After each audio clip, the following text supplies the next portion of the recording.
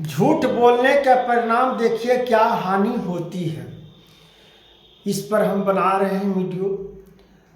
और माताओं बहनों, आशा करता हूं कि सब अच्छे होंगे।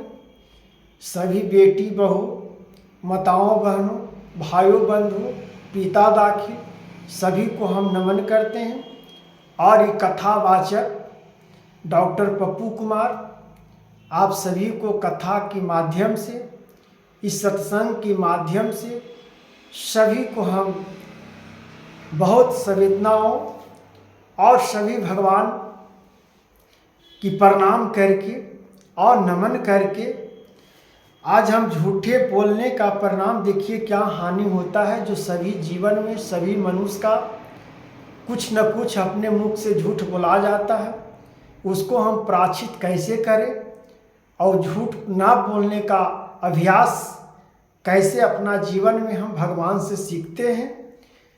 और इस प्रकार से इस महिमा को सुनिए माताओं बहनों भाइयों बंधु, तब समझ जाएंगे कि आपको सत्संग कथाओं में जीवन का जिस प्रकार से महत्वपूर्ण बातों को और विषयों को दिया गया है, उस प्रकार से आपको परिणाम और परिभाषा को समझ में आ जाएगा।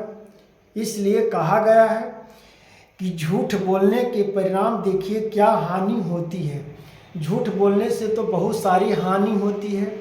एक झूठ बोलिएगा तो 100 बातों को झूठ बोलने सत्य बोलने के लिए आपको सत्य बुलाने पड़ेगा। इसलिए झूठ बोलने का बहुत हानि होती है। एक लफ्ज से झूठ हम बोलते हैं तो करोड़ों संपत्ति मेरा नाश हो सकता है, नहीं तो पल में हम विनाश भी हो सकते हैं। इसलिए झूठों से हम बचें। झूठ बोलने से क्या क्या हानि होती है, जो हम अपना कुल को भी नाश कर सकते हैं। जो मेरा कुल अच्छे से चल रहा था वो कुल के भी मैं नाश कर रहा हूँ। तो झूठे अभ्यासों से बचिए और अपना अभ्यास को झूठ बोलने का है उसको धीरे धीरे ख़त्म करिए और प्रभु का नित्य नाम लीजिए। उससे क्या हुआ कि धीरे धीरे परिवर्तन जो है आप में सुधार होना प्रारंभ हो जाएगा।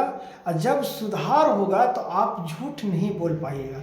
आपको मुख से कोई झूठ भी बोलाएगा तो वहाँ पर आपको माइंड और हृदय और भगवान तीनों मिलकर आपको बचा देंगे झूठ बोलने से। नहीं तो फिर झूठ बोलने से परिणाम आपको भयानक मिल सकता है और आपको बहुत हानिकारक भी जीवन में होगा। झूठ बोलने से आपको संतान पर असर पड़ता है, माता पिता, अपना कुल पर, अपना कीर्ति पर, अपना मान सम्मान पर, इस सब पर झूठ बोलने से ठेस पहुंचता है। इसलिए भगवान कहे हैं, जो सुनिए मित्रों, इस प्रकार से आपको जितने वैदिक और पदार्थों से चाहिए, जिस प्रकार से अंतर्यामी अर्थात नित्य यह है बात ऋतु भी कहाती है। सर्व का नित्य परिणाम यह है कि परमात्मा ही धर्म है। परमात्मा जो है हमारा धर्म है। इसलिए परमात्मा को हम लेकर चलेंगे तो हम परमात्मा को जब हृदय में बसा लेंगे मित्रों, तो स्वयं परमात्मा हमको झूठ बोलने से और गलत कदमों से हमको बचा देंगे। हाँ, पृथ्वी आदि अभिमानी देवताओं को धर्म नहीं है, वह नियुक्ति सिद्ध है। अधर्मी आदमी के लिए पृथ्वी पर जगह भी नहीं मिलता है। इसलिए समझिए कि आपको झूठ बोलने के परिणाम देखिए क्या हानि होती है। जो आपको नहीं पृथ्वी पर जगह मिलता है, आप जी भी रहे तो घुट घुट के जिएंगे, जीवन में नए प्रकार से कष्ट मिलेगा। तो ऐसा जिंदगी जीने से क्या फायदा मित्रों, सत्य बात है। तो ये सब समझने की बात है, ये सब सुनने की बात है कि दिमाग में अटती है मित्रों। और इस कथाओं को माध्यम से और हर प्रकार से संवेदनाशीलताओं को ये सब वर्णन करने योग्य है। क्योंकि फलमाया उक्त से ब्रह्मा सूत्र इस ईश्वर के ही संपूर्ण फल की प्राप्ति होने से वह सब का अध्यम है और सृष्टि संसार का रहने वाली वही है। हे प्रभु, जिस प्रकार से आप कहते हैं उस प्रकार से संवेदनाशीलताओं और भावनाओं में हम चलनी चाहिए। जिस ईश्वर को न जानने से सब अनर्थ की प्राप्ति होती है। जब हम ईश्वर को नहीं जानते हैं और जब झूठ बोलते हैं तो हमको हानि ही हानि होती है और जिसको जानने से मोक्ष की प्राप्ति होती है। जब हम प्रभु को जान लेते हैं, ईश्वर को प्राप्त कर लेते हैं तो हमको मोक्ष की प्राप्ति हो जाती है और उससे मोक्ष हम प्राप्त करके और कीर्ति को हम पा लेते हैं। और जब धरती मृत्यु लोक से हम जाते हैं तो हमको कीर्ति मरला के बाद भी जीवन जीते रहते हैं। जैसे आज महात्मा साधु ऋषि महर्षि इतना चले गए पृथ्वी लोक से, आज वेद पुराण में उनकी कथा को हम गा रहे हैं, उनकी कहानियों को सुना रहे हैं, सत्संग में कह रहे हैं। तो ये सब सारी बातों जो है, आप जैसा चित्र बनाइएगा वैसे भगवान आपको अमर करके पृथ्वी लोक से भेजेंगे या फिर वो अपना लोकों में बुला लेंगे। इसलिए आपका कीर्तिमान और आपका कुलों में दाग लगने से आप बच जाइएगा।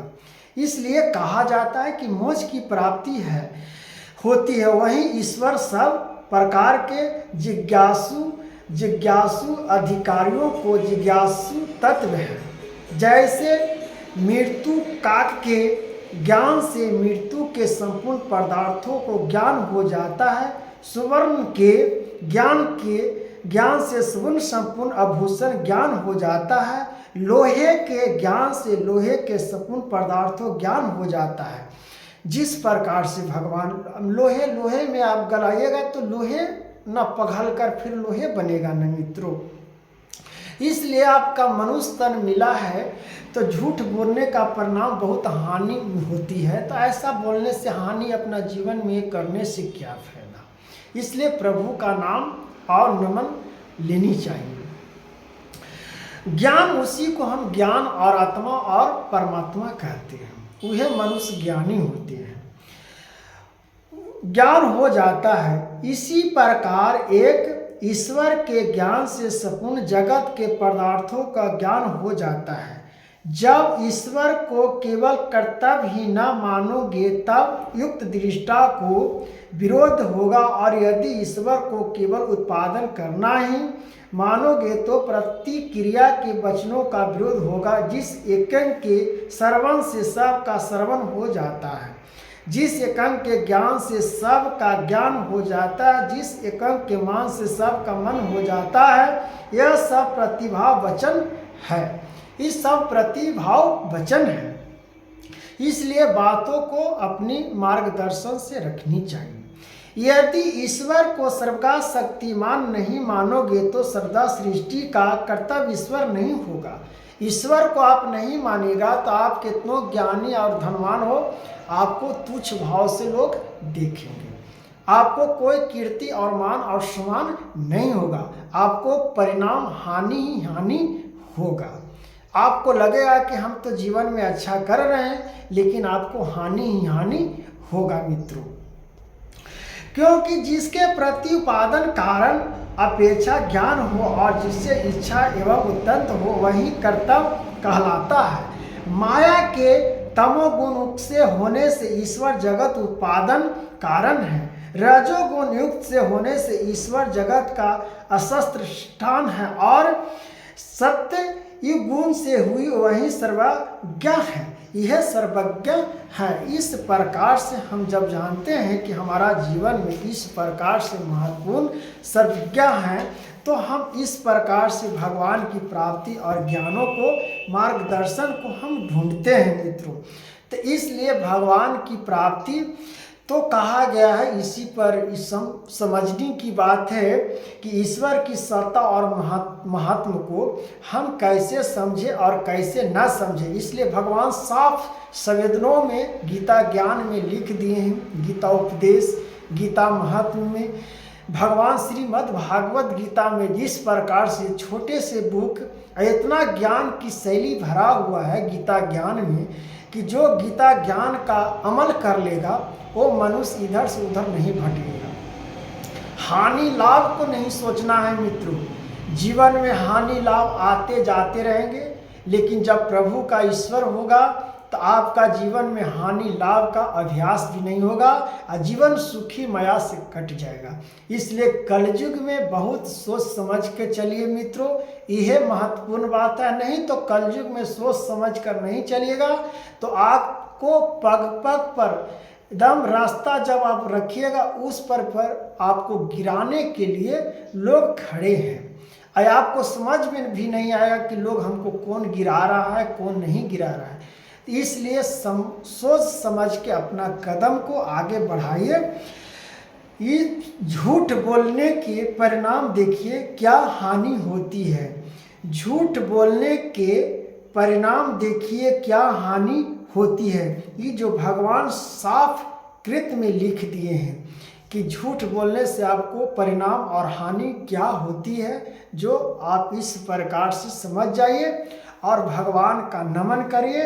और भगवान का जब स्मरण करिएगा मित्रों, इस प्रकार से भगवान आपको स्वयं रक्षा करेंगे। भगवान आपको मार्गों को सुनेंगे और मार्गदर्शन को इस प्रकार से ज्ञान की परिभाषा को और संवेदनाशीलताओं को सीखिए, जिस प्रकार से राधे राधे। हरे कृष्णा मित्रों, राधे राधे।